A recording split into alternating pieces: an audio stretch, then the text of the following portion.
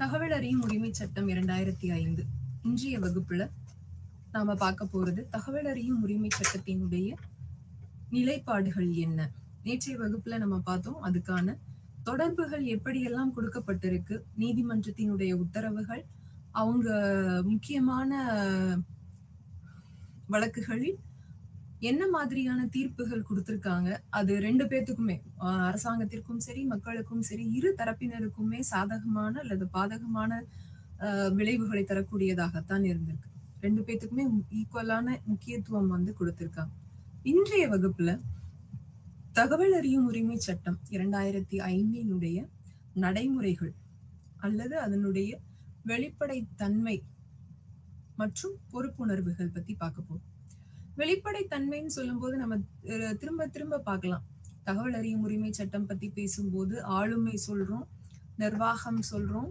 நிர்வாகத்தினுடைய இயல்புகள், அதனுடைய நிலைப்பாடுகளில் வெளிப்படைத்தன்மை அப்படிங்கிறது ரொம்பவே முக்கியத்துவம் வாய்ந்த ஒரு விஷயமாக கருதப்படும்.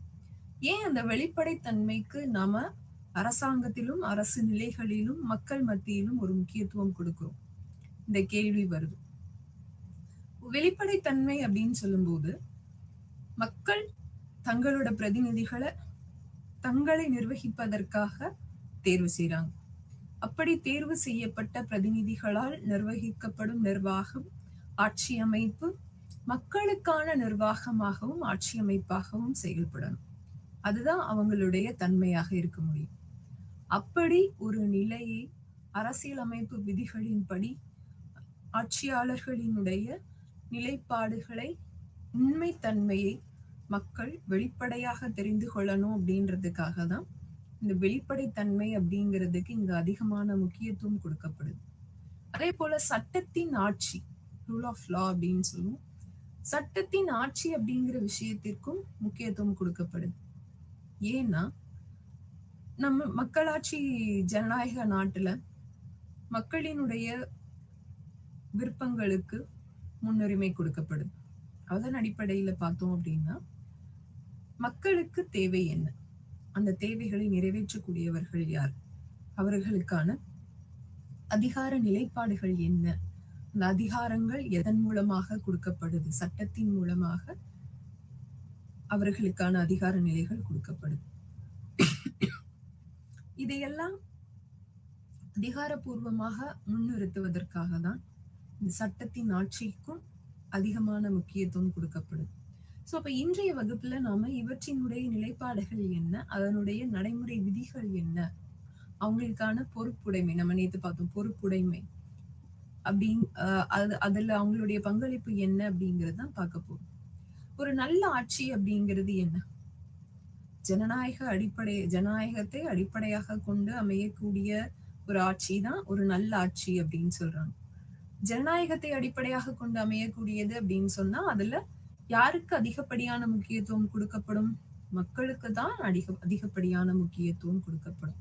சோ அப்ப நல்ல ஆட்சியினுடைய தேவை என்ன? மக்களினுடைய நலனுக்காக அந்த இயந்திரம், நம்ம அரசாங்கத்தை ஒரு இயந்திரம் அப்படின்னு சொல்றோம். மக்களுடைய நலனுக்காக இந்த அரசு இயந்திரமானது செயல்பட வேண்டியதன் அவசியத்தை இங்க எடுத்து சொல்றாங்க. இப்ப நல்ல ஆட்சின்னு சொல்லும் போது மக்களுக்கான நல்ல அரசாங்கத்தை, நல்ல வாழ்வியல் சூழலை ஏற்படுத்தி தரக்கூடிய ஒரு அரசாங்கமாகவும் அவர்களுடைய தேவைகளுக்கு முக்கியத்துவம் கொடுக்கக்கூடிய ஒரு அரசாங்கமாகவும் இருக்கணும். அது மட்டும் இல்லாம நல்ல ஆட்சி என்பது அதனுடைய வெளிப்படைத்தன்மை, பொறுப்புணர்வு ஆகியவற்றையும் இது வகைப்படுத்துது. இப்ப இது எல்லாத்தையும் நம்ம வெளிப்படைத்தன்மை, பொறுப்புடைமை, பொறுப்புணர்வு இது எல்லாத்தையும் நம்ம தொடர்பு படுத்தி பார்த்தோம் அப்படின்னா ஒன்றோடு ஒன்று இணைந்து செயல்படக்கூடியதுதான். இதனுடைய தாக்கம் அரசியல் தகவல் அறியும் உரிமை சட்டத்திற்கு கீழ் ஒரு நல்ல ஆட்சிக்கும் தகவல் அறியும் உரிமைக்கும் இடையே ஒரு முக்கிய பங்கு வகிக்கக்கூடியதாக இருக்கிறது. தகவல் அறியும் உரிமைங்கிறது ஏற்கனவே முக்கியமானதுன்னு பல்வேறு நிலைகள்ல நாம வலியுறுத்தியிருக்கோம். அப்படி முக்கியமாக இருக்கக்கூடிய தகவல் அறியும் உரிமை சட்டமானது அரசாங்கத்தால் அரசாங்க நிர்வாகத்தால் அங்கீகரிக்கப்பட்டு அதனுடைய வெளிப்படைத்தன்மை, பொறுப்புணர்வு இவற்றை மேம்படுத்துவதற்கான வழிமுறைகளாக சில நடைமுறை விதிகள் கொடுக்கப்பட்டிருக்கு. அவை என்ன அப்படிங்கிறதா பின்வரும் வகுப்புல பார்க்க போறோம். இப்போ இந்த நல்ல நடைமுறைகளை முன்னிலைப்படுத்தியும் அது தகவல் அறியும் சட்டத்துடன் தொடர்புடையதாகவும் அதன் முக்கிய அம்சங்கள் அவற்றில் முக்கிய கவனம் செலுத்தி பல்வேறு நிலைகளில் இதனுடைய செயல்பாட்டை கொண்டு செல்வதும் தான் இந்த நடைமுறை விதிகளினுடைய நோக்கமாக இருக்கு. அதை நமக்கு வரிசைப்படுத்துறாங்க. அவங்க என்னென்ன வழிமுறைகள் எல்லாம் கடைபிடிக்கணும் அப்படிங்கறத வரிசைப்படுத்துறாங்க. அதுல முதலாவதாக தகவல் அறியும் உரிமை சட்டத்தை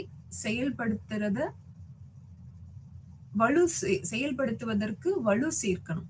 எப்படி வலு சேர்ப்பது, அதை எப்படி இன்னும் ஸ்ட்ராங் ஆக்குவது, தகவல் மற்றும் தொடர்பு தொழில்நுட்பங்களை நம்ம அதிகமாக பயன்படுத்தணும். தகவல் மற்றும் தொடர்பு தொழில்நுட்பங்களை, advanced technologies, advanced techniques, tools, இதெல்லாத்தையும் நாம தகவல் அறியும் உரிமை சட்டத்தை செயல்படுத்துவதற்கும் அதை பயன்படுத்துவதற்கும் உபயோகப்படுத்தினோம் அப்படின்னா அதனுடைய வழிமுறைகளும் சரி, அதனுடைய தன்மையும் சரி இன்னும் அதிகமாகவே வலுப்படுத்த முடியும் அப்படின்னு சொல்றாங்க. அது மட்டும் அல்லாமல் ஒரு குறிப்பிட்ட அரசாங்கத்தினுடைய திட்டங்களுக்கு இப்ப நம்ம நிறைய திட்டங்கள் சொல்றோம். நேத்து ஏற்கனவே முந்தைய வகுப்புல பார்த்திருக்கோம்.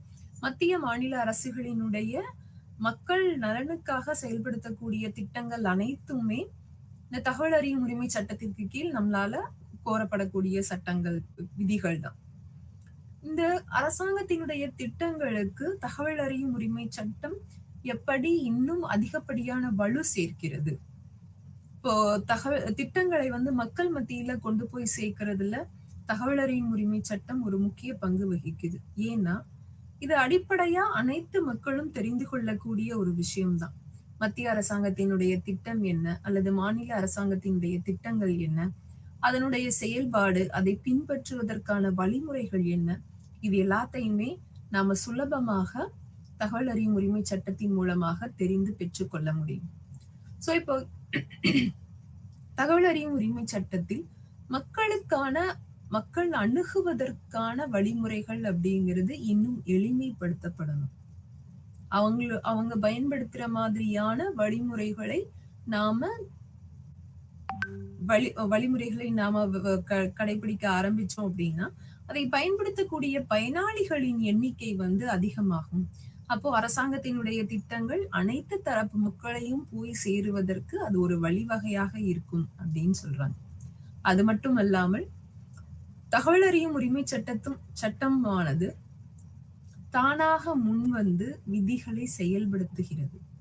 எப்படி தானாக முன்வந்து விதிகளை செயல்படுத்துது? இப்ப தகவல் அறியும் உரிமை சட்டத்துல நாம ஒரு தகவலை தெரிந்து பெற்றுக்கொள்கிறோம் அல்லது விதிமுறைகளை தெரிந்து பெற்றுக்கொள்கிறோம் அப்படின்னா அந்த விதிமுறைகள் நம்மளுடைய வாழ்க்கைக்கு பயன்படக்கூடிய விதிமுறைகளாகத்தான் இருக்கும்.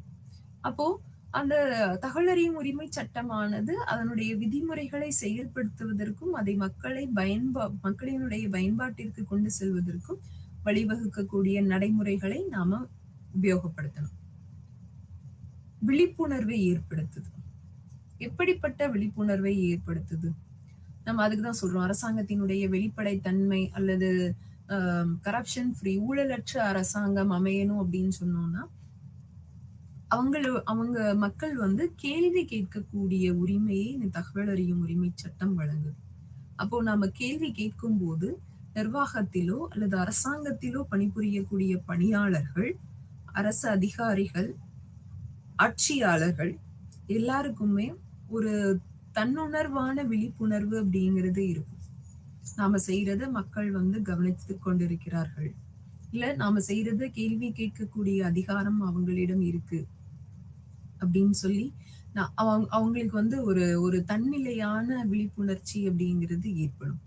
அப்போ இதுக்கெல்லாம் அது வழிவகை செய்யுது அப்படின்னு சொன்னோம்னா அதற்கான தகவல் அறியும் உரிமை சட்டத்தை செயல்படுத்துவதற்கும் நடைமுறையில் பின்பற்றுவதற்குமான வழிமுறைகளை நாம எப்படி தொழில்நுட்ப ரீதியாக அல்லது தகவல் தொடர்பு ரீதியாக தொழில்நுட்பங்களை பயன்படுத்தி நாம் அதை எளிமைப்படுத்தணும், எல்லா தரப்பு மக்களுக்கும் கொண்டு போய் சேர்க்கணும் அப்படிங்கிறது அதனுடைய முக்கியத்துவம். தகவல் அறியும் உரிமை சட்டத்தை வலுப்படுத்த தகவல் மற்றும் தகவல் தொடர்பு தொழில்நுட்பங்களை பயன்படுத்துதல். இப்பதான் நம்ம சொன்னோம். அத நமக்கு இன்னமும் விளக்கமாக அடுத்த நிலையில சொல்றாங்க. இன்றைய கால சூழ்நிலையில் தொழில்நுட்ப சாதனங்களினுடைய பங்களிப்பு நம்மளுடைய அன்றாட வாழ்வியல்ல இன்றியமையாத ஒரு விஷயமாக இருக்கு. இப்போ ஒவ்வொரு நாளும் நம்ம தொழில்நுட்பங்களை தகவல் தொடர்புல பயன்படுத்துறோம் அப்படின்னு சொல்லும்போது அதனுடைய வளர்ச்சி, அதனுடைய முக்கியத்துவம், அதை நிர்வகிப்பவர்களுக்கு அல்லது நிர்வாகத்தில் இருப்பவர்களுக்கு மட்டுமல்லாமல் ஒரு சாதாரண வெகுஜன மக்களையும் சென்றடையக்கூடிய நிலையில தான் அந்த தகவல் தொழில்நுட்பங்கள் இன்றைய காலகட்டங்களில் பயன்படுத்தப்படுது. உதாரணமாக நம்ம கைபேசி சொல்லலாம். முன்னாடி இருந்ததை விட இப்போ எல்லார்கிட்டயுமே கைபேசிகள் மொபைல் போன்ஸ் நம்ம அதிகமான பயன்பாடை பார்க்க முடியும். அது படிச்சவங்க, படிக்காதவங்க, டெக்னாலஜி தெரிஞ்சவங்க அப்படிதான் இல்லாம அனைத்து தரப்பு மக்களும் அதை பயன்படுத்தக்கூடிய நிலைப்பாட்டிற்கு இன்னைக்கு நாம வந்திருக்கோம். அப்போ தகவல் அறியும் உரிமை சட்டத்தின் மூலமாக தகவல்களை பெறுவதற்கு நாம் அதற்கான விண்ணப்பங்களை செலுத்துவதற்கும் அதற்கான கட்டணத்தை செலுத்துவதற்கும்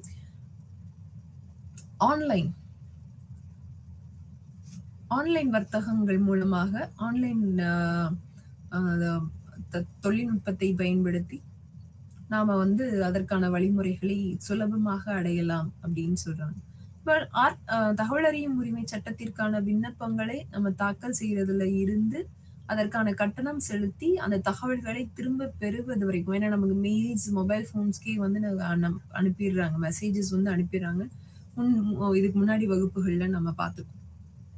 சோ அப்போ மக்களுக்கு அல்லது விண்ணப்பதாரர்களுக்கு எளிதான முறையில் தகவல்களை கொண்டு சேர்ப்பதற்கு இந்த தொழில்நுட்பங்கள் பயன்படும். அது மட்டுமல்லாமல் மேலாண்மை மற்றும் அதன் கண்காணிப்பில் உள்ள பொது அதிகாரிகள், மேலாண்மையின் கட்டுப்பாட்டிற்கு கீழ் பணிபுரியக்கூடிய பொது அதிகாரிகள், இந்திய அரசின் பணியாளர்கள் மற்றும் அதன் பயிற்சி துறையில் பணியாற்றக்கூடிய பணியாளர்களுக்கு இந்த ஆன்லைன் சர்வீசஸ் அறிமுகப்படுத்துறாங்க. ஸோ அதற்கான போர்ட்டல் தான் லிங்க் தான் இதுல கொடுத்துருக்கு. rti.online.gov.in.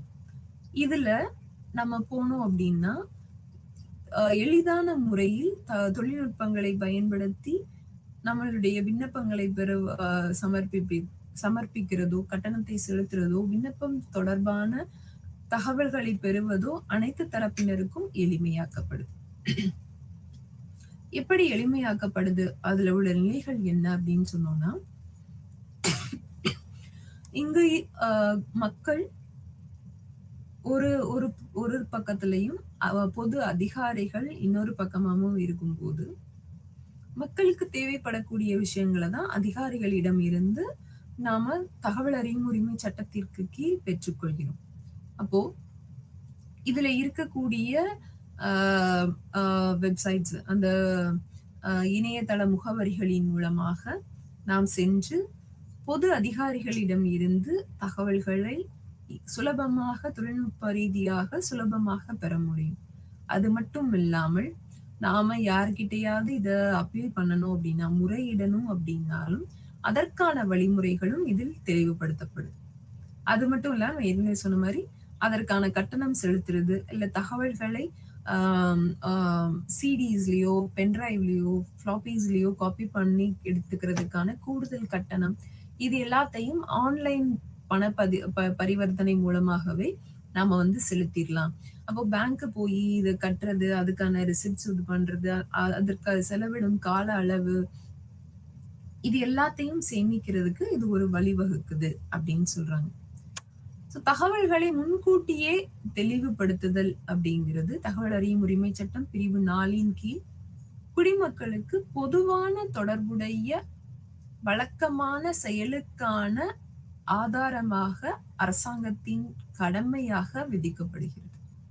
அதாவது மக்கள் தனக்கு தேவையான தகவல்களை பெறணும் அப்படின்னா தகவல் அறியும் உரிமை சட்டம் பிரிவு 4 கீழ் பொதுவான தகவல்களை வழக்கமான வழித்தடங்களை பயன்படுத்தி அதற்கான செயல்களை பெற்றுக்கொள்ளலாம்.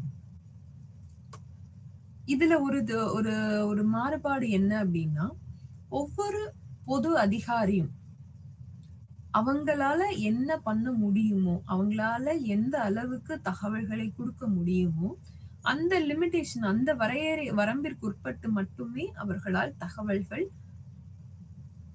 பொதுமக்களுக்கு வழங்கப்படும்.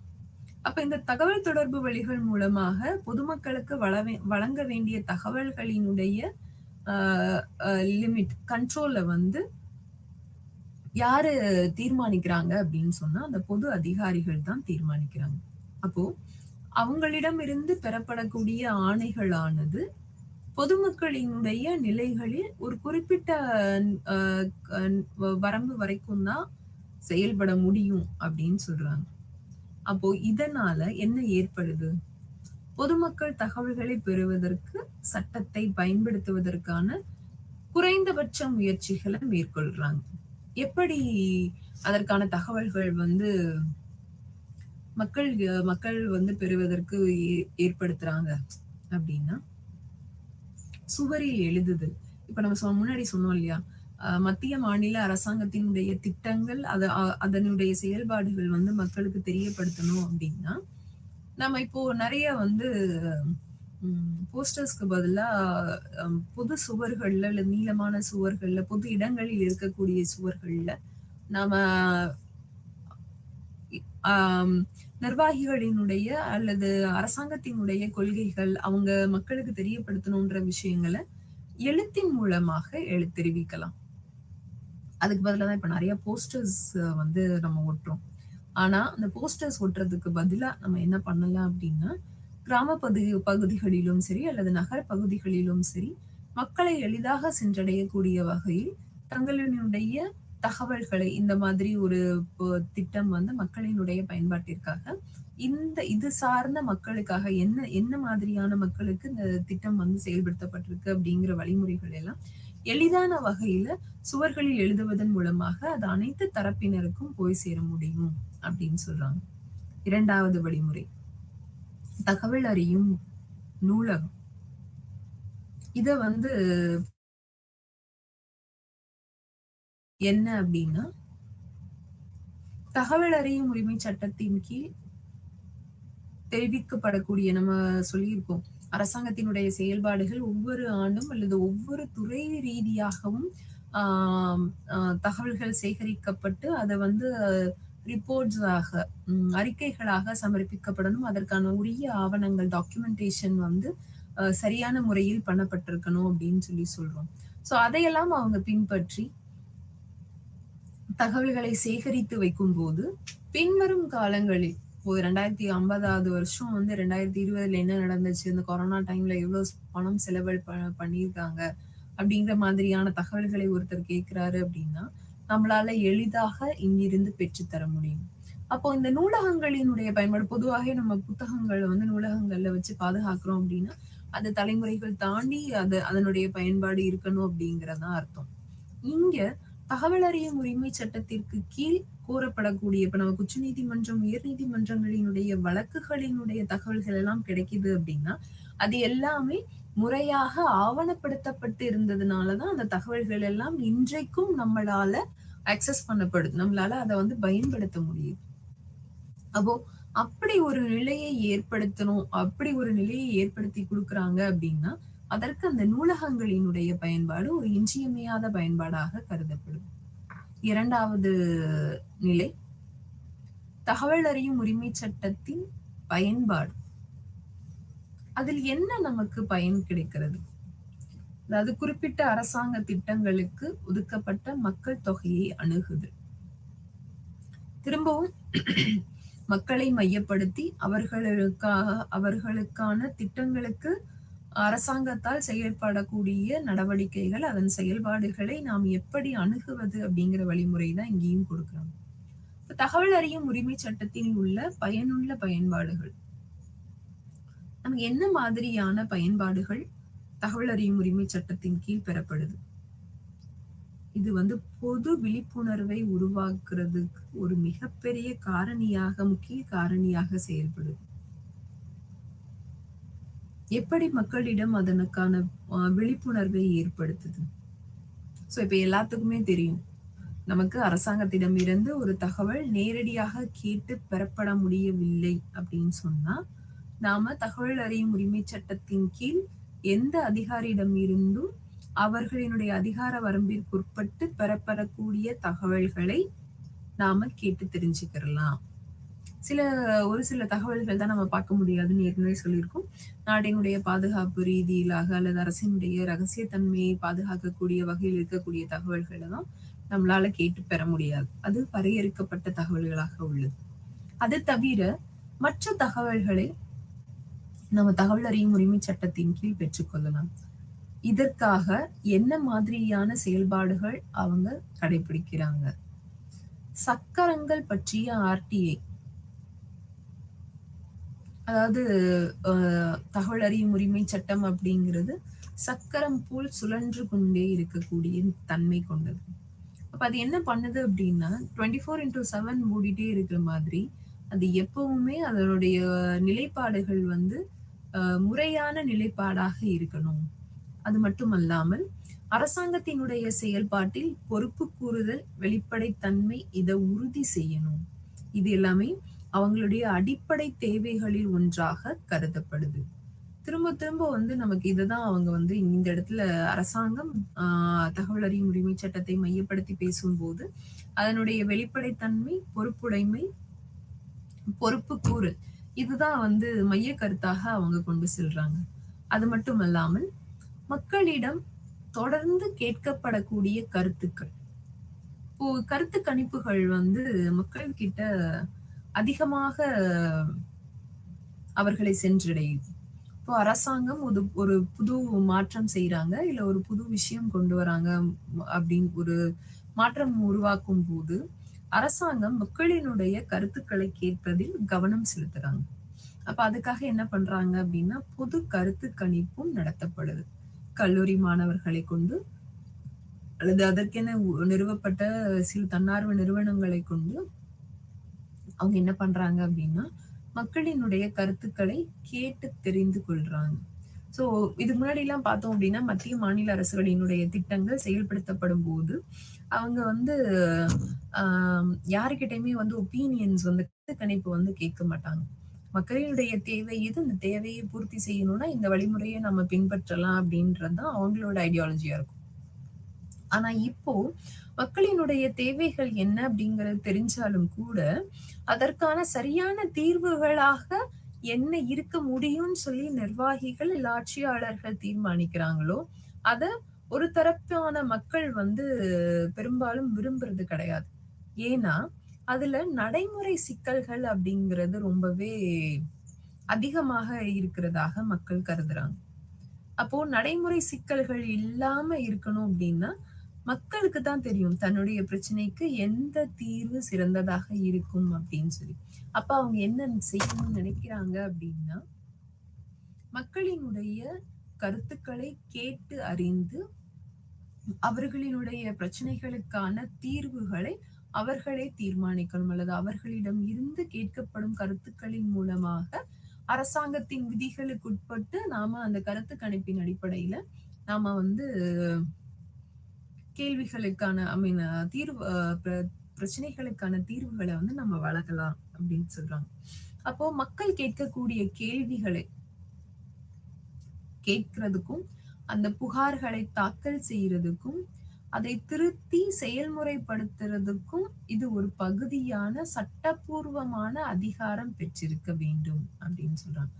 தகவல் அறியும் உரிமை சட்டத்தின் மூலமாக எனக்கு தகவல்களை கேட்டு அறிவதற்கு எந்த அளவுக்கு உரிமையும் முக்கியத்துவம் கொடுக்கப்படுதோ அதே மாதிரி அந்த தகவல்களை திருத்தி அமைப்பதற்கும் அல்லது அது குறித்த புகார்களை பதிவு செய்யறதுக்கும் அதற்கான கேள்விகளை கேட்டு தெரிந்து கொள்ளுவதற்கும் ஒரு பொது மக்களுக்கு வந்து பொதுமக்களுக்கு தேவையான அதிகார நிலைகள் இந்த தகவல் அறியும் உரிமை சட்டத்திற்கு கீழ் வழங்கப்படுது.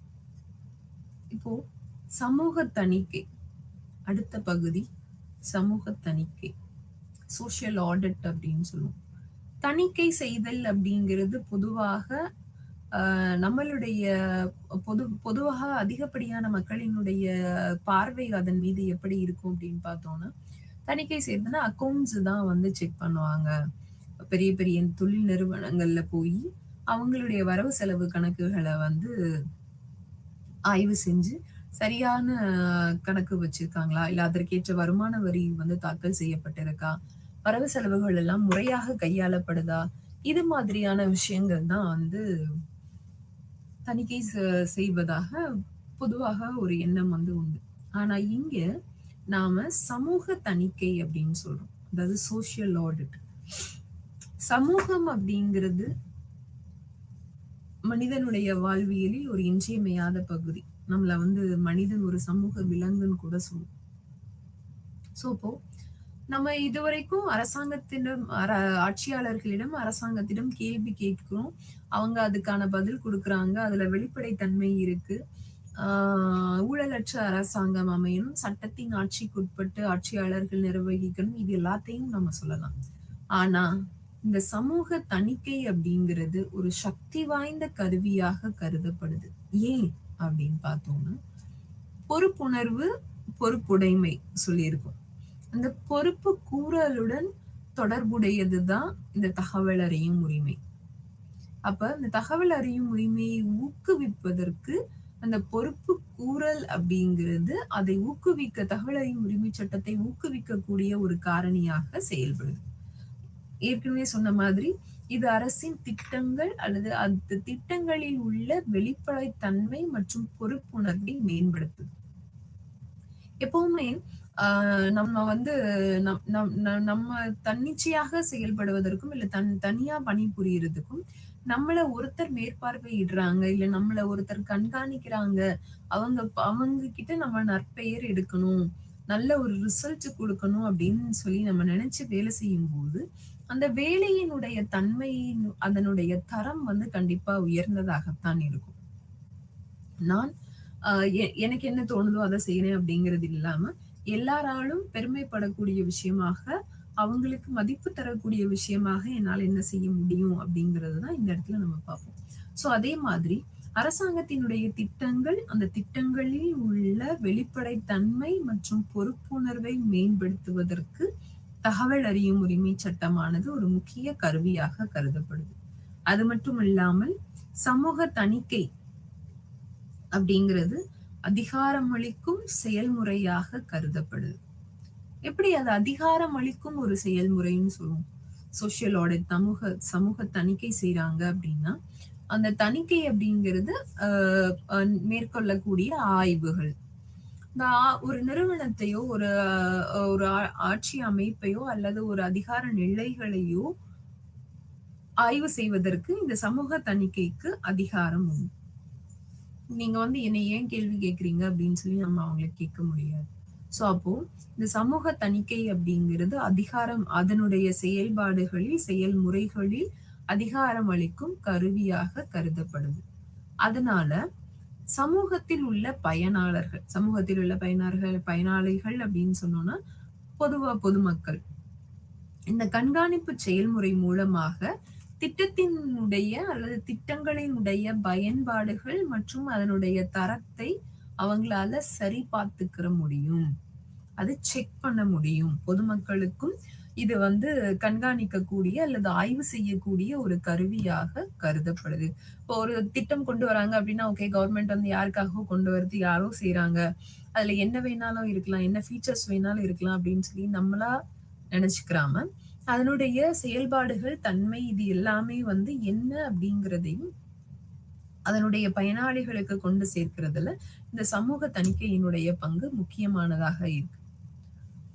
சமூக தணிக்கையும் தகவல் அறியும் உரிமை சட்டத்தையும் ஒப்பிடும்போது இது ரெண்டுத்துக்கும் இடையிலான நிலைப்பாடுகள் அல்லது உறவு முறைகள் எப்படி இருக்கு அப்படின்னு பார்க்கலாம். சமூக தணிக்கை அப்படிங்கிறது இறுதியாக ஆவணங்களினுடைய அடிப்படையில் அதனுடைய உண்மை தன்மையை கண்டறியறதுக்கு பயன்படுத்தக்கூடிய கருவிதான் சமூக தணிக்கை. அப்போ ஆவணங்களில் கிடைக்காத பதில்கள் ஆவணங்கள்ல நமக்கு தேவையான பதில்கள் கிடைக்காம இருக்கும்போது அதிகார வர்க்கமானது அவங்களுடைய நோக்கங்களை சரியாக செய்யல அப்படிங்கிறது தான் அங்கு பொருள்படும். இப்போ அரசாங்கத்தினுடைய திட்டங்கள், செயல்பாடுகள் முறையாக மக்களிடம் கொண்டு செல்லப்பட்டிருக்கு அப்படின்னு சொன்னோம்னா, அதனுடைய செயல்பாடுகள் எல்லாம் முன்னேற்றம் இருக்கும். அந்த முன்னேற்றத்திற்கான முறையான ஆவணங்களும் சமர்ப்பிக்கப்பட்டிருக்கும். அத வந்து நம்ம பேப்பர்ல மட்டும் சொல்லாம, பிசிக்கலாவே நம்ம மக்களினுடைய வாழ்வியல்லயோ, இல்ல சமூக உட்கட்டமைப்புலயோ, ஆ பொருளாதார ரீதியாகவோ அவர்களினுடைய வளர்ச்சிகள நம்மளால பார்த்திருக்க முடியும். அப்படி இருந்தா மட்டும் தான் அந்த அதிகார வர்க்கமானது அதனுடைய நோக்கங்களில் அதனுடைய செயல்பாடுகளை மேற்கொண்டிருக்கிறாங்க அப்படின்னு நம்மளால சொல்ல முடியும். ஆனா இங்க தேவையான ஆவணங்கள் கிடைக்கல அப்படின்னு சொன்னா, தேவையான ஆவணங்கள் இல்ல, ரெக்கார்ட் பண்ற மாதிரியான ஆவணங்கள் இல்ல அப்படின்னு சொன்னா, அந்த அரசாங்கமோ அல்லது அதிகார வர்க்கத்தினரோ தன்னுடைய நிலையை, தன்னுடைய செயல்பாட்டை செய்ய தவறிட்டாங்க. அந்த திட்டத்தினுடைய நோக்கங்களை செய்யாம விட்டுட்டாங்க அப்படிங்கிறது தான் அதற்கான பொருள். அப்போ தேவையான ஆவணங்களை கிடைச்சிருச்சு, பெற்றுட்டோம் அப்படின்னா, அது மேலோட்டமா இருக்கா என்ன அப்படிங்கிறதையும் செக் பண்ணணும். இப்போ பெயரளவிற்கு மட்டுமே அந்த ஆவணங்கள் சேர்க்கப்பட்டு அதற்கான ரெக்கார்ட்ஸ் வந்து மெயின்டெயின் பண்றாங்களா? இல்ல. அந்த எதிர்பார்க்கப்பட்டத விட அந்த தெளிவான புரிதலுக்கான ஆதாரம் அதை யாரு கண்டுபிடிக்கிறாங்க அப்படின்னா, அந்த தணிக்கை குழு தான். சமூக தணிக்கை குழு தான் அந்த குறிப்பிட்ட திட்டம் அல்லது திட்டத்தினுடைய அனுபவங்கள், அது சார்ந்த செயல்பாடுகளின் உண்மை தன்மையை கண்டறியக்கூடிய அதிகாரம் யாருக்கு இருக்கு அப்படின்னு சொன்னோம்னா, இந்த சமூக தணிக்கை குழுவிற்கு தான் இருக்கு. அப்போ இவங்க அவங்களுடைய அனுபவங்களை அதிகாரப்பூர்வமாக அதனுடைய கடமைகள் அல்லது அதனுடைய பொறுப்புகளை சரிபார்க்க போகும்போது, அவங்களால என்ன பண்ண முடியும்? என்ன கண்டுபிடிக்க முடியும் அப்படின்னு சொன்னோம்னா, சமூக தணிக்கையின் மூலமாக அரசாங்கத்தினுடைய திட்டங்கள் மக்களை சென்றடைந்திருக்கிறது. அதாவது அதனுடைய திட்டங்களினுடைய உண்மையான பயனாளிகளான மக்களை சென்றடைந்திருக்கிறதா? அதற்கு அரசு அதிகாரிகள் என்ன வழிமுறைகளை பின்பற்றி இருக்கிறாங்க? அப்படிங்கிறது தான் இந்த சமூக தணிக்கை மற்றும் தகவல் அறியும் உரிமை சட்டத்திற்கு இடையிலான தொடர். சமூக தணிக்கையினுடைய பொருள், அதனுடைய குறிக்கோள், அதனுடைய முக்கியத்துவம் என்ன அப்படிங்கிறது பார்ப்போம். சமூக தணிக்கை அப்படிங்கிறது முன்னாடி அதனுடைய கவர்னன்ஸ், நிர்வாகத்தின் ஆளுமையினுடைய தன்மைகள் பார்க்கும்போது ஊழலற்ற சமுதாயம் உருவாகணும் அப்படின்றது சொல்லியிருக்கோம். அப்ப அந்த ஊழலற்ற சமுதாயத்தை யாரு உருவாக்குவார்கள் அல்லது உருவாக்குவதற்கு யாரு உறுதுணையாக இருப்பாங்க அப்படின்னு சொன்னா, இந்த இடத்துல நம்ம சமூக தணிக்கை குழுவை சொல்லலாம். ஏன் அப்படின்னா, சமூக தணிக்கை என்பது ஊழலை நிவர்த்தி செய்வதற்கும் அரசாங்க திட்டங்கள் மற்றும் சேவை வளங்கள் அப்படின்னு சொன்னா மக்களுக்கான தேவைகளை, மக்களினுடைய பிரச்சனைகளுக்கான தீர்வுகளில் அரசாங்கத்தின் மூலமாக கொடுக்கப்படுறது. இத பொறுப்புணர்வையும் பொறுப்புணர்வோடு அதை வலுப்படுத்துவதற்கான ஒரு முக்கியமான வழிமுறையாக இந்த சமூக தணிக்கை ஏற்றுக்கொள்ளப்படுது. இப்ப நம்மள யாருமே மானிட்டர் பண்ணல, யாருமே செக் பண்ணல அப்படின்னு சொன்னா, நம்மளுடைய வேலையின் பணியின் தன்மையில கொஞ்சம் தொய்வு ஏற்படும். அப்போ நம்மள யாரோ மானிட்டர் பண்ணிட்டு இருக்காங்க, யாரோ செக் பண்ணிட்டு இருக்காங்க அப்படின்னு சொல்லும்போது, இப்ப நம்ம ஒரு இன்னும் கொஞ்சம் கான்ஷியஸா, இன்னும் கொஞ்சம் கூடுதல் பொறுப்புணர்வோடு நாம் செய்யக்கூடிய பணியில அதிக கவனம் செலுத்தி அதனுடைய செயல்பாடுகளை நம்மளால செய்ய முடியும். தணிக்கை அப்படிங்கிறது அங்கீகரிக்கப்பட்ட அமைப்பு அல்லது துறையால், இந்த நிறுவனத்தில் உள்ள துறையால் நிதிகளை ஆய்வு செய்வதை குறிக்கிறது. இதை நான் ஃபர்ஸ்டே சொன்னேன். ஒரு பெரிய நிறுவனம் இருக்கு அப்படின்னா, அவங்களுடைய வரவு செலவுகள், அவங்களுடைய கணக்கு பதிவுகள், இது எல்லாத்தையும் சரி செய்யறது அப்படிங்கிறது தான் தணிக்கை அப்படின்னு பொருள்படும். இப்போ இங்க அங்கீகரிக்கப்பட்ட அமைப்பு அல்லது துறையால், அந்த நிறுவனத்தில் உள்ள அங்கீகரிக்கப்பட்ட அமைப்பு, இப்ப அக்கவுண்ட் செக்ஷன் இருக்கு அப்படின்னா, அவங்கதான் வந்து இந்த சோசியல் ஆடிட் வந்து பண்ணுவாங்க. சோ அப்ப அந்த ஆய்வு செய்வதற்கு அல்லது தணிக்கை செய்வதற்கென்றே தனியான ஒரு பிரிவு குழு பணியாளர்கள் வந்து பெரிய நிறுவனங்களில் பணியமர்த்தப்படுறாங்க. இங்க சமூக தணிக்கை அப்படின்னு சொல்லும்போது, நீதி தணிக்கை இருந்து இந்த சமூக தணிக்கை அப்படிங்கிறது வேறுபடுது. எப்படி? சமூகத்தினுடைய நலன் சார்ந்த கண்ணோட்டத்துல தான் பொது நிறுவனங்களில் பணிபுரியக்கூடிய பணியாளர்களை இந்த சமூக தணிக்கை குழு அவங்க பொறுப்புணர்வோடு, அதாவது சமூக பொறுப்புணர்வோடு இருக்காங்களா இல்லையா அப்படிங்கறத இந்த சமூக தணிக்கை குழுவானது ஆராயுது. ஆனா பொதுவா தணிக்கைன்னு சொல்லும்போது அந்த தணிக்கை அப்படிங்கிறது நிதி சம்பந்தமான பினான்சியல் ரிலேட்டடான இஷ்யூஸ் தான் வந்து அவங்க வந்து ஆய்வு செய்றாங்க. அப்ப நிதி நிலைமை சம்பந்தமான விஷயங்களில் மட்டுமே அவங்க வந்து கவனம் செலுத்துறாங்க. அப்போ சமூக தணிக்கை அப்படிங்கிறது நிதி தணிக்கையிலிருந்து முற்றிலுமாக மாறுபட்டு அங்கு பணிபுரியக்கூடிய பணியாளர்களினுடைய அந்த நிறுவனத்தினுடைய கண்ணோட்டத்தில் பார்க்கும்போது அது பொறுப்புணர்வையும் சமூகத்தில் உள்ள பொறுப்புணர்வையும் அவங்க சரியா அவங்களுடைய செயல்பாடுகளை செய்யறாங்களா அப்படிங்கிறதையும் தணிக்கை செய்யறத குறிக்கும். சமூக அறிவியல்ல வெளிப்படைத்தன்மை மற்றும் பொறுப்பு கூறல் இதை செயல்படுத்த ஒரு சக்தி வாய்ந்த கருவியாக இருக்கிறது தான் சமூக தணிக்கை. இப்ப அந்த பொறுப்புடைமை அப்படிங்கிறது இல்ல பொறுப்பு கூறல் நமக்கு வேணும் அப்படின்னு சொன்னோம்னா முன்னமே சொன்ன மாதிரி தணிக்கை நம்மளை ஆய்வு செய்கிறார்கள், ஒருத்தர் வந்து நம்மள மேற்பார்வையிடுறார் அப்படிங்கிற ஒரு எண்ணம் நம்மளுடைய செயல்பாட்டை இன்னமும் மிகுதியாக செய்வதற்கு அல்லது அதை இன்னும் சிறப்பாக செயல்படுத்துவதற்கு ஒரு சக்தி வாய்ந்த கருவியாக இந்த தகவல் அறியும் உரிமை சட்டத்தில் உள்ள சமூக தணிக்கை அப்படிங்கிற பண்பு வந்து செயல்படுது. இருந்தாலும் கூட இதில் சமூக விஞ்ஞானிகளினுடைய கருத்துக்கள் என்ன, அவங்க அதை வந்து எப்படி வரையறை செய்யறாங்க அப்படின்னு சொன்னோம்னா, ஒரு அமைப்பின் சமூக செயல்பாட்டில் முறையான விரிவான மதிப்பீடாக இது இருக்கணும். ஒரு அமைப்பின் சமூக செயல்பாட்டில் முறையான மற்றும் விரிவான மதிப்பீடாக இந்த சமூக தணிக்கை அப்படிங்கிறது செயல்படணும். ஏன் அப்படின்னா, நீங்க முறையான வழிமுறைகளை பின்பற்றியும் சரியான அல்லது விரிவான விதத்துல நீங்க விரிவான நிலையில் மதிப்பீடு செய்யும் போது மட்டுமே ஒவ்வொரு சின்ன சின்ன விஷயத்திலையும் நம்ம கவனம் செலுத்தி அதனுடைய செயல்பாடுகள் என்ன, உண்மைத்தன்மை என்ன அப்படிங்கிறத நம்மளால கண்டறிய முடியும். அப்படி செய்தால் மட்டுமே அது குடிமக்களின் நலனை அல்லது நிறுவனத்தினுடைய நலனை பேணுவதாக, அதற்கான முயற்சிகளை மேற்கொள்வதற்கான வழிமுறைகளை கடைபிடிப்பதாக கருத முடியும். அப்போ இந்த சமூக தணிக்கை இல்லாம போயிடுச்சு அப்படின்னா நாம எல்லாம் சரியா வேலை செய்ய மாட்டோமா? செய்வோம். இருந்தாலும் அதனுடைய பங்களிப்பு இல்ல அதனுடைய முன்னேற்றம் அப்படிங்கிறது குறைவாக இருக்கும் அப்படிங்கிறதா இந்த சமூக விஞ்ஞானிகளினுடைய கருத்தாக சொல்லப்படுது. சமூக தணிக்கையினுடைய முக்கிய நோக்கங்கள் என்ன?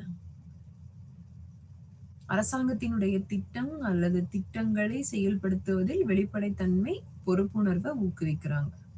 அதே போல ஜனநாயகம் அது சார்ந்த அமைப்புகள் அடிமட்ட அளவில் வலுப்படுத்துது. ஏன் அடிமட்ட அளவில் அதை வலுப்படுத்துது அப்படின்னு சொல்றோம்னா, ஜனநாயகம் அதன் சார்ந்த அமைப்புகளை நம்ம உருவாக்கும் போதே அவங்களுடைய செயல்பாடுகள் எப்படி இருக்கும், அவங்களுடைய நோக்கங்கள் எதை நோக்கி இருக்கும், எது தொடர்புடையதாக இருக்கும் அப்படின்னு சொல்லும் போது இந்த ஜனநாயக முறையிலான அமைப்புகளை நாம ஆரம்ப நிலையில் இருந்தே வலுப்படுத்த முடியும் அப்படின்னு சொல்றாங்க. இது சமூக தணிக்கையின் மூலமாக நாம அதை வலுப்படுத்த முடியும்னு சொல்றாங்க. அது மட்டுமல்லாமல் திறம்பட செயல்படுவதில் மக்களின் பங்களிப்பை ஊக்குவிக்கிறதுக்கு திட்டங்களை திறம்பட செயல்படுத்துவதில் மக்களை ஊக்குவிக்கிறதுல இது முக்கிய பங்கு வகிக்குது. நம்ம ஏற்கனவே சொன்ன மாதிரி அத வந்து மக்கள் மத்தியில தெளிவுபடுத்துறதோ இல்ல அதை பிரபலப்படுத்துறதோ, அவங்க கிட்ட கொண்டு போய் சேர்க்கிறது, அதற்கான விதிமுறைகளை விளக்கி அதை தொழில்நுட்ப ரீதியாக எளிமையான வழிமுறைகளை பின்பற்றி அதனுடைய பயன்பாடுகளை கொடுக்கிறது. இந்த மாதிரியான விஷயங்கள் மூலமாக நாம என்ன பண்ண முடியும் அப்படின்னா, அரசாங்கத்தினுடைய திட்டம் அல்லது திட்டங்களை செயல்படுத்துவதில் மக்களினுடைய பங்களிப்பை நம்மளால ஊக்குவிக்க முடியும். அது மட்டும் இல்லாம, மக்கள் அதாவது உள்ளூரில் வசிக்கக்கூடிய மக்கள் அவர்களினுடைய உரிமைகள் பற்றி திட்டத்தின் பயனாளிகளை ஈடுபடுத்துறதுக்கும், அவங்களுக்கு அத தெரிவிக்கிறதுக்கும், கல்வி கற்பிக்கிறதுக்கும் இந்த அதிகாரம் இந்த சமூக தணிக்கை அப்படிங்கிறது அதிகாரம் அளிக்குது. மக்களுக்கு அவங்களினுடைய உரிமைகள், அவங்க அவங்க நடைமுறைப்படுத்தக்கூடிய திட்டம், அதனுடைய பயனாளிகளை எப்படி செயல்படுத்துவது, இல்ல அவங்களுக்கு அது குறித்த தெளிவுரைகளை கொடுக்கிறது. அது தொடர்பான கற்பித்தல் முறை. அது தொடர்பான விஷயங்களை கற்றுக் கொடுக்கிறது. இது எல்லாமே அதிகாரம் சார்ந்த நிலைப்பாடுகளாக கொண்டு செல்லப்படுது. அது மட்டுமல்லாமல், மக்களுக்கு குறிப்பாக அந்த ஒரு குறிப்பிட்ட திட்டத்தினுடைய பயனாளிகளுக்கு ஒரு தளத்த குடுத்தோம் அப்படின்னா, அதுல அவங்களுக்கான அடிப்படை தேவைகள், அவங்களுடைய பிரச்சனைகள் எப்பவுமே ஒரு திட்டம் செயல்படுத்தும் போதோ, இல்ல அத நடைமுறைப்படுத்தி பார்க்கும்போதோ தான், அதுல உள்ள பிராக்டிகல் டிஃபிகல்டீஸ் நடைமுறை சிக்கல்கள் என்ன அப்படிங்கிறது நமக்கு தெரிய வரும். அப்போ அத நீ நடைமுறைப்படுத்தும் போது தான், அதுல உள்ள குறைபாடுகள் மக்களால ஒவ்வொரு விதமா அவங்களால அந்த ப்ராப்ளம்ஸ் ஃபேஸ் பண்ண முடியும். அப்போ அந்த பிரச்சனைகளுக்கான தீர்வுகளை அந்த அ திட்டத்தினுடைய அமைப்பாளருக்கு அல்லது அதிகாரிகளுக்கு தெரியப்படுத்தணும் அப்படின்னா, அதற்கான வழிமுறையும் இந்த சமூக தணிக்கை தகவல் அறியும் உரிமை சட்டத்தின் மூலமாக ஏற்படுத்தி தருது. சமூக தணிக்கையில் பங்கேற்கும் நபர்களின் திறனை மேம்படுத்துது. இப்ப அவங்களோட எஃபிஷியன்சி, அவங்களுடைய திறமை, ஆளுமை தன்மை இது எல்லாத்தையும் மேம்படுத்துறதுக்கும் இந்த சமூக தணிக்கை அப்படிங்கிறது முக்கியமான பங்களிப்ப குடுக்குது. அதே போல திட்டமிடுதல். அத மேம்படுத்துறதன் மூலமா திட்டம் அல்லது அந்த திட்டங்களை வலுப்படுத்துறது, அதற்கு தேவையான அடிப்படையான சமூக தணிக்கையின் மூலமாக பெறப்படுது அப்படின்னு சொல்லி ஒரு கருத்து கூறப்படுது. இப்போ ஒரு திட்டம் அல்லது திட்டங்களை நாம செயல்படுத்துறோம் அப்படின்னா, அதை வலுப்படுத்துவதற்கும், அது சம்பந்தமான அடிப்படையிலான சமூக தணிக்கைகளை மேற்கொள்வதற்கும் இது முக்கியமான கருத்தாக பெறப்படுது. சமூக தணிக்கையினுடைய பங்கு என்ன? தகவல் அறியும் உரிமை சட்டத்தில் பயன்பெறுவதில, அதை செயல்படுத்துவதில தகவல் அறியும் சமூக தணிக்கையினுடைய பங்களிப்பு என்ன? சமூக தணிக்கை அப்படிங்கிறது குழுவாக செயல்பாட்டில் உள்ள நீதி மற்றும் செயல்படுத்துதல் தொடர்பான சிக்கல்களை ஆராயும். இப்ப எந்த ஒரு திட்டத்தையும் செயல்படுத்தணும் அப்படின்னா, அதுக்கு மிக முக்கியமான காரணம் நிதி வளம். ஃபினான்ஷியல் கண்டிஷன் வேணும். அப்போ ஒரு திட்டம் செயல்படுத்தணும் அப்படின்னா, அதுக்கு இத்தனை கோடி பணம் அல்ல இத்தனை லட்சம் ரூபாய் செலவு செய்யணும். அப்போதான் அத செயல்படுத்தி, அதுல ஏற்படக்கூடிய பிரச்சனைகளுக்கான தீர்வுகளை நம்மளால குடுக்க முடியும். அப்படின்னு சொல்லி சமூக தணிக்கை குழுவானது தீர்மானிக்கிறாங்க.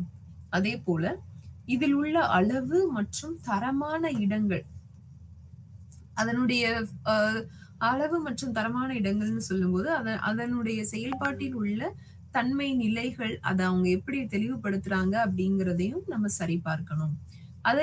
அதன் அடிப்படையில இந்த அறிக்கையை தயாரிக்கிறதுக்கு அல்லது திட்டங்கள் இது சார்ந்த பணிகளை திறம்பட செயல்படுத்துவதற்கான யுக்திகளை உருவாக்குவதற்கு ஒரு நிலையான வழிமுறைகளையும் இந்த சமூக தணிக்கை பரிந்துரை செய்யுது. அப்போ இது ஸ்டாண்டர்டா ஒரே மாதிரியா கொண்டு போகணும். அதற்கான விதிமுறைகள் அல்லது வழிமுறைகள், யுக்திகளை நாம் ஒரே மாதிரியா கொண்டு போகணும் அப்படின்னா, அதற்கு என்ன நடைமுறைகளை நாம பயன்படுத்தணும் அப்படிங்கிறதையும் இந்த சமூக தணிக்கை அதனுடைய செயல்பாடுகளில் நமக்கு தெளிவுபடுத்துது. மறுபடியும் அதனுடைய வெளிப்படைத்தன்மை, சமூகம் மற்றும் உள்ளூர் வெளிப்படைத்தன்மை, பொறுப்புக்கூறல், சமூக பயனாளிகளின் சமூக பங்கேற்பு. வெளிப்படைத்தன்மைன்னா என்னன்னு தெரியும், பொறுப்புக்கூறல்னா என்னன்னு தெரியும். பயனுள்ள சமூக பங்கேற்பு அப்படின்னு சொன்னோம்னா, இந்த திட்டங்கள் எல்லாம் செயல்படுத்துறதுல தன்னிச்சையாக எனக்கு மட்டுமான பயன்பாடு அப்படிங்கிறத தாண்டி, நான் சார்ந்த சமூகம் அல்லது நான் வாழ்ந்து கொண்டிருக்கக்கூடிய சமூகத்தினுடைய முன்னேற்றத்திற்கும் இந்த திட்டங்கள் வந்து எப்படி பயன்பெறுது? அதுதான் பயனுள்ள சமூக பங்கேற்பு மற்றும் அந்த சமூகம் சார்ந்த அல்லது உள்ளூர் சுய அரசாங்கம், அதாவது உள்ளாட்சி அரசாங்கங்கள்னு சொல்லுவோம் இல்லையா? இவற்றிற்கு இடையே உள்ள நன்மைகள் அல்லது அவர்களுக்கிடையே உள்ள பரஸ்பர நம்பிக்கை, இதுல முக்கிய கவனம் செலுத்துது. சோ அப்போ உள்ளூர் அரசாங்கமாக இருக்கட்டும், சமூக பங்கேற்புங்கிற முறையில சமூக மக்களுக்கான பொறுப்புணர்வு, வெளிப்படைத்தன்மை இவற்றின் அடிப்படையில ஒரு நல்ல பரஸ் நம்பிக்கை ரீதியிலான ஒரு தணிக்கை குழு, ஒரு நம்பிக்கை ரீதியிலான ஒரு அமைப்பை உருவாக்கணும் அப்படின்னா, அதுல தணிக்கை குழு வந்து அதற்கு சிறப்பு கவனம் செலுத்துறாங்க. சமூக தணிக்கையினுடைய முக்கியத்துவம் என்ன? சமூக தணிக்கையானது பொதுவா கிராம சபை கூட்டத்துல அரசாங்கத்தினுடைய திட்டங்கள் தொடர்பான கேள்விகள், நிலைப்பாடுகள், சந்தேகங்கள் இது சம்பந்தமாக பயனாளிகள் அல்லது பிற நபர்களிடம் இருந்து கேட்கப்படக்கூடிய கேள்விகளுக்கு அவங்க பதில் சொல்றாங்க. அது மட்டும் இல்லாம பெண்கள் மற்றும் அந்த சமூகம் சார்ந்த நிலைகள்ல பல்வேறு பிரிவினர் அதுல உறுப்பினர்களாக இருப்பாங்க. அவங்க பங்கேற்கக்கூடிய வகையில உள்ளூர் மொழியில், லோக்கல் லாங்குவேஜ்ன்னு சொல்லுவோம் இல்லையா, அவங்க பேசக்கூடிய மொழியில் தணிக்கை செய்யப்படணும். இப்ப தணிக்கை செய்யற இடத்துல பொதுவாக ஒருத்தர் வந்து பேசுறாங்க, ஒரு ஆங்கிலத்திலேயோ இல்ல வேறு மொழியிலேயோ அவங்க பேசுறாங்க அப்படின்னா, அத அவங்களால அந்த ஊர் பொதுமக்களாலேயோ அல்லது உள்ளாட்சி அரசாங்கத்தில் உள்ள நிர்வாகிகளாலேயோ அதை புரிந்து கொள்ள முடியாது. அப்ப அதை அவங்க புரிந்து கொள்ளணும் அப்படின்னா அதற்கேற்ற மாதிரி அவங்க மொழியின் தன்மை வந்து தணிக்கை குழுவினுடைய மொழி வந்து உள்ளூர் மொழியிலேயே அவங்க வந்து அதை செய்யணும் அப்படின்னு சொல்றாங்க. சமூக தணிக்கை குழுவானது பொதுவாக ஆய்வுக்கு செயல்படுத்தக்கூடிய செயல்முறைகளை அரசாங்க நிதியை திறம்பட பயன்படுத்துவதற்கு பங்குதாரர்களின் செயலில் ஈடுபடுவதை ஊக்குவிக்கிறது. இப்ப அரசாங்கம் நிதி ஸ்பெண்ட் பண்றாங்க, பணம் வந்து செலவு பண்றாங்க. செலவு பண்ணக்கூடிய பணத்திற்கு தேவையான அல்லது அதற்கு பயனுள்ள வகையில் அரசாங்கத்தினுடைய திட்டங்கள் மக்களை சென்றடைந்திருக்கணும். இப்ப அவங்களுடைய செயல்முறைகள்ல பங்குதாரர்களினுடைய செயல்கள்ல ஈடுபடுறத இது ஊக்குவிக்குது. அப்போ அரசாங்கம் அப்படிங்கிறது சமூக தணிக்கையை பல முக்கிய கட்டங்கள்ல அவங்களுடைய பங்களிப்பையும் அவங்களுக்கான முக்கியத்துவத்தையும் எடுத்துரைக்கிறாங்க. குறிப்பிட்ட சில திட்டங்களில் சமூக தணிக்கை, அதான் தேர்ந்தெடுக்கப்பட்ட திட்டங்களில் சமூக தணிக்கை. இப்போ சமூக தணிக்கை அப்படிங்கிறது ஒரு அரசு துறை நிறுவனங்களிலோ அல்லது ஆட்சி அமைப்பில் உள்ளாட்சி அரசாங்கங்களில் உள்ள அலுவலகங்களிலோ நடத்தப்படுறது மட்டும் கிடையாது. பல்வேறு திட்டங்கள் கொண்டு வராங்க. மத்திய மாநில அரசுகள் பல்வேறு நலத்திட்டங்கள் மக்களினுடைய பயன்பாட்டிற்காக கொண்டு வராங்க. அப்படி சமூக தணிக்கை அப்படி கொண்டு வரக்கூடிய திட்டங்களிலும் சமூக தணிக்கையானது மேற்கொள்ளப்படணும். ஏன்னா இங்க நிதி வளமும் பயன்படுத்தப்படுது, மக்களின் வளமும் பயன்படுத்தப்படுது. இப்ப இந்த இரு வளங்களும் ஒண்ணு சேரும் போது அது சமூக மாற்றத்திற்கு எப்படி உதவுது, இல்ல சமூகத்தில் என்ன மாதிரியான மாற்றங்களை அது கொண்டு வந்திருக்கு அப்படிங்கிறது தான் இங்க நம்ம பார்க்கணும். இப்ப சமூக தணிக்கையானது பொது ஆய்வுக்கு செயல்படுத்தும் போது அதனுடைய செயல்திறன், அரசாங்கத்தினுடைய நிதி திறம்பட பயன்பட்டிருக்கா, அதனுடைய பங்குதாரர்களினுடைய செயல்ல செய்யறதுக்கு அது ஊக்குவிச்சிருக்கா அப்படிங்கிறத அரசாங்கத்தினுடைய சமூக தணிக்கையானது பல்வேறு கட்டங்களில் நடத்தப்பட்ட தணிக்கைகளின் மூலமாக அந்த திட்டங்கள் அறிமுகப்படுத்தப்பட்டு அந்த திட்டத்திற்கு கீழ் அதனுடைய செயல்பாடுகளை தணிக்கை செய்து அது சார்ந்த அறிக்கையை அரசாங்கத்திற்கு சமர்ப்பிக்கிறார். இப்போ இங்க உதாரணமாக மகாத்மா காந்தி தேசிய ஊரக வேலைவாய்ப்பு திட்டம், Mahatma Gandhi national rural employment guarantee scheme அப்படிங்கிறது ஒரு உதாரணமாக சொல்லப்பட்டிருக்கு. இப்போ இந்த திட்டத்திற்கு கீழ் நம்ம சொன்னோம் அப்படின்னா, 100 நாள் வேலை திட்டம். இந்த திட்டங்களானது பல்வேறு நிலைகளில் கிட்டத்தட்ட அனைத்து தரப்பு மக்களையும் சென்றடைந்துள்ள திட்டமாக நம்ம சொல்லணும். அப்ப இதனுடைய பயனாளிகள் உண்மையிலேயே இந்த திட்டத்தின் மூலமாக பயன் பெற்றிருக்கிறார்களா? அந்த பயன்பாட்டிற்கான நிலைகள் என்ன? எப்படி அவங்களுக்கு அந்த பயன் கிடைச்சிருக்கு அப்படிங்கிறத இந்த சமூக தணிக்கையானது ஆய்வு செய்யுது. இந்த சமூக தணிக்கையை தொடங்கி சில மாநிலங்களில் குறிப்பிடத்தக்க மாற்றத்தையும் அது ஏற்படுத்தியிருக்கு. அப்போ இந்த சமூக தணிக்கையானது தேர்ந்தெடுக்கப்பட்ட திட்டங்களின் உண்மைத்தன்மை, அவங்களுடைய உண்மையான செயல்பாடுகள், அவங்க அதுல எப்படி வெற்றி அடைஞ்சிருக்கிறாங்களா இல்லையா அப்படிங்கிறதையும் தீர்மானிக்கிறதுக்கு வழிவகை செய்யும். சமூக தணிக்கையினுடைய செயல்முறை, அதனுடைய படிக்கற்கள் என்ன? அதனுடைய குறிப்பிடத்தக்க வளர்ச்சி நிலைகள் என்ன? சமூக தணிக்கை அப்படின்னா சமூகம் சார்ந்த செயல்கள் அல்லது அரசாங்கத்தினுடைய திட்டங்கள் தெளிவாக முறையாக செயல்படுத்தப்பட்டிருக்கா அப்படிங்கறத தெளிவுபடுத்துறாங்க. அப்போ ஒரு கிராமத்துல இருக்கக்கூடிய கிராம சபை உறுப்பினர்கள் அந்த சமூக பங்கேற்புல அதை செயல்படுத்துறதுக்கு இது எளிதாக்கி தருது. அவங்க என்ன இலக்கு வச்சிருக்காங்க? இந்த இந்த 5 ஆண்டுல நம்ம இந்த வசதிகள் எல்லாம் ஏற்படுத்தி தரணும், இந்த பிரச்சனைகளுக்கு எல்லாம் இந்த தீர்வை கொடுக்கணும் அப்படின்னு சொல்லி ஒரு இலக்கு நிர்ணயித்திருந்தாங்க அப்படின்னா, அந்த இலக்கை அடைவதற்கு அதன் செயல்முறைகளை சீரான வழியில் மேற்கொள்ளுவதற்கு இது உதவி செய்யுது. அது மட்டும் இல்லாமல் தன்னுடைய தொடர் நடவடிக்கைகளிலும் அடுத்தடுத்து என்ன பண்ண போறோம் அப்படிங்கிறதையும் திட்டமிட்டு ஒவ்வொரு அடியும் எடுத்து வைக்கக்கூடிய அல்லது செயல்படுத்தக்கூடிய ஒவ்வொரு வழிமுறையும் முக்கியமானதாக முக்கியம் வாய்ந்ததாக அவங்க கருதுறாங்க. ஒவ்வொரு அடியும் முக்கியத்துவமா அவங்க எடுத்து வைக்கும்போது, அது முடிக்கும் போது அந்த முடிப்பதற்கான அந்த படிகளை சென்று அடைந்து இறுதி நிலையில அவங்க என்ன மாதிரியான முன்னேற்றம் அடைஞ்சிருக்காங்க, இல்ல அந்த பிரச்சனைகளுக்கு சரியான தீர்வுகளை கொடுத்திருக்காங்களா அப்படிங்கிறதையும் இங்க நம்மளால சொல்ல முடியும். அதற்காக நம்மளுடைய புரிதலுக்காக சில செயல்முறைகள் இங்கு கொடுக்கப்பட்டிருக்கு. சமூகத்திற்கு முந்தைய தணிக்கை, அதாவது சமூக தணிக்கை செய்வதற்கு முன்பான நிலை. சோசியல் ஆடிட் பண்றதுக்கு முன்னாடி என்ன நிலை இருந்தது? அரசாங்கம் நிதி கொடுத்துருவாங்க, அத இடையில உள்ளவங்க அல்லது அதிகாரிகள் பெற்றுக்கொள்வாங்க. அது முறையாக மக்களை சென்றடைந்ததா இல்லையா அப்படிங்கிற பதில் யாருக்குமே தெரியாது. அவங்களை பொறுத்த அளவுக்கு எல்லாத்துக்குமே போய் ரீச் ஆச்சு, நாங்க கொடுத்துட்டோம், ஃபண்ட்ஸ் கொடுத்தாச்சு, அது எல்லா தரப்பு மக்களுக்கும் சென்றடைந்து விட்டது. ஆனா அதுல இருக்கக்கூடிய உண்மைத்தன்மை, அந்த வெளிப்படை நிலை அப்படிங்கிறது இங்க ஒரு கேள்விக்குறியாகத்தான் இருந்தது.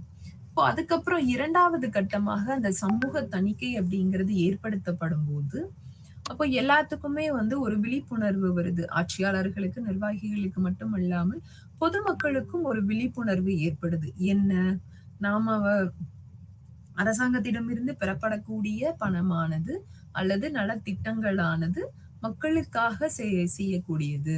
அது சரியான நிலையில செஞ்சிருக்காங்களா அப்படிங்கிறத தணிக்கை செய்யறதற்கு ஒரு குழு இருக்கு. அப்ப இந்த இடத்துல நாம தவறான வழிமுறைகளை பின்பற்றக்கூடாது. மக்களுக்கு சேர வேண்டிய நலன்களை அவங்க கிட்ட சரியான முறையில கொண்டு போய் சேர்க்கணும் அப்படிங்கிற ஒரு சுய பொறுப்புணர்வு, பொறுப்புடைமை அப்படிங்கிறது அவங்களுக்கு உருவாகுது.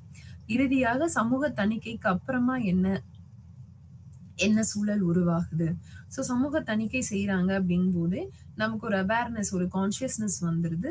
நம்மளோட வேலையை நம்ம சரியா செய்யறோம்.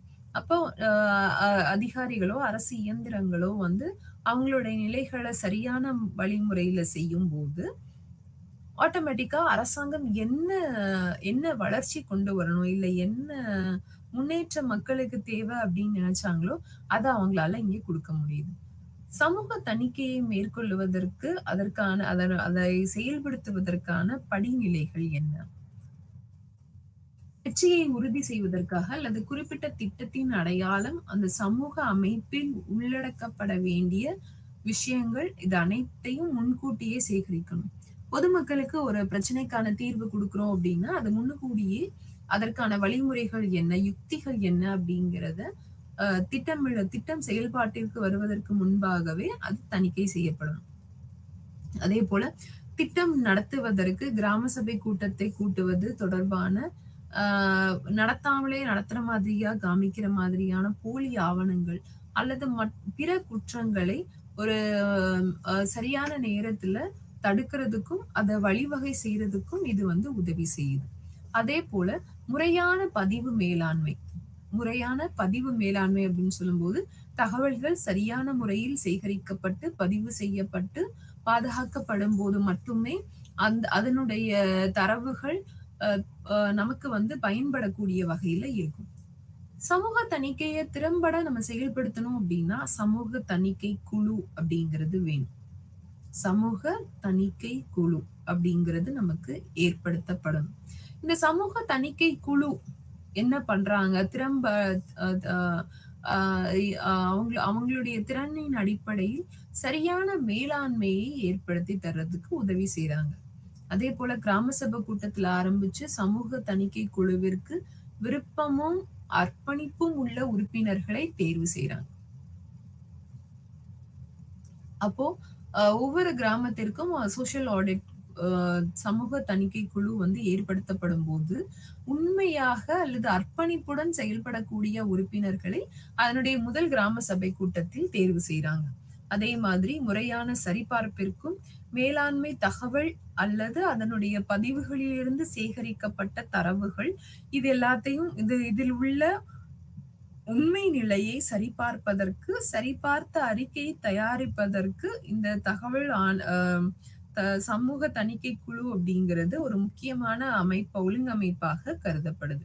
அதை சரிபார்த்ததுக்கு அப்புறமா அதனுடைய செயல்முறைகள் அதனுடைய பகுப்பாய்வின் அடிப்படையில் அதை வழங்குறதுக்கு முக்கியமான அம்சங்களாக இதுல இருக்கு.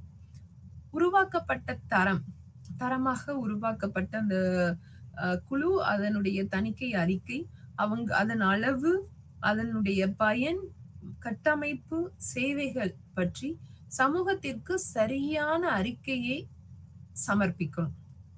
இப்ப இந்த அறிக்கை முடிவுகளை பகிர்வதற்கு அல்லது பதிவு செய்வதற்கு அடிப்படையான விதியை அமைத்து தேவையான வழிமுறைகளை பின்பற்றி அதற்கான சரியான வழிமுறைகளை இந்த கிராம சபை கூட்டங்களில் அவங்க கொடுக்கணும்.